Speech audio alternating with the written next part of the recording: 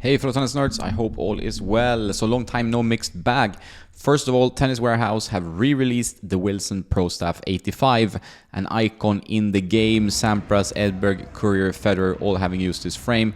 I took out the previous re-release called the BLX on the court today, and it still plays surprisingly well, especially good on volleys and serves, not the most forgiving on defense, but fun to use, great to warm up with. Only available, as far as I know, at Tennis Warehouse Europe at the moment at 199 euros. I will put a link in the description below. I still have my old one, so I probably won't splurge on this one, but if you do, I'm keen to hear if it plays exactly the same as the old one. I'm also working on a video from my experience in Stuttgart at the Boss Open. It was a great one as usual. I've been there many times. First time it's called Boss Open. Previously it was called the Mercedes Cup. Should go live during the weekend. As you might have seen on Instagram or TV, I have joined Nick Kyrgios' team as a mental coach. Haha. I have also received the remaining demos of the Prince ATS Tour series. So what I have left to review is the Printstore 100p, which is the 305 gram 1820 version, the 100 290 gram version, and the 95. You can find the specs of these in a separate video on this channel or on tennisnerd.net. So I will string them up and give them a solid test period. Talking about stringing, it's a joy now that I have a new machine. The Head TE 3600 should make the most picky, serious, and experienced stringer happy. I've really gone from a Fiat from 1993 to a Rolls-Royce, so very happy with that. Currently testing two pairs of Kswiss shoes. I never tried Kswiss as a tennis shoe. They're the Kswiss Ultrashot 3. Just fantastic comfort, easy to get into, and no breaking time. I just love these, work for my feet. I'm also testing the Kswiss Hypercourt Supreme. Also pretty good, not quite as comfortable to me as the Ultrashot.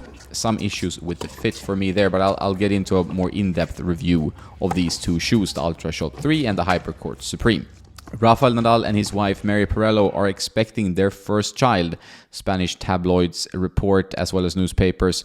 Big congrats to the couple. They've been together 17 years, so this would be a life changer for sure. We'll see if this affects Nadal's willingness to keep playing on the tour. We have talked shoes and rackets, but I'm also testing an ADV racket bag called Jetpack. It seems durable, has a few smart compartments for shoes, sweaty clothes, storage for cooling.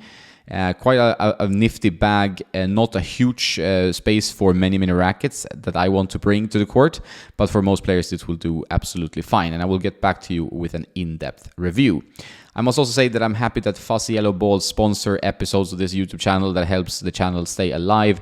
Their singles playbook is a great way to develop your game through tactical plays. I bought it myself a year ago or so, and now they're sponsored the channel, so that's great.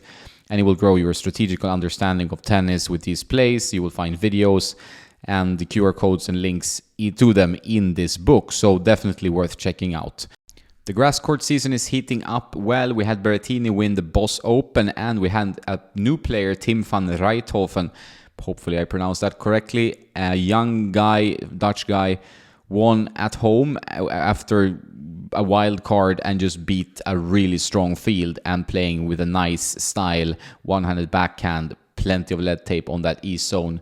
If you have more information about his player specs, let me know. But he's a fun guy to watch, always fun with new players coming up. Will Rafa play? That's a big question. I talked to Tony Nadal briefly and in the press room of the Boss Open. I had press credentials there. And he commented that it's a likelihood that he will play. It seems that they have found a way to treat the foot with anesthesia and really, making it a dead foot pretty much. He won't feel a thing from the foot. I think he's even icing it at night and stuff like that. So they found some treatments that seem to help in the short term.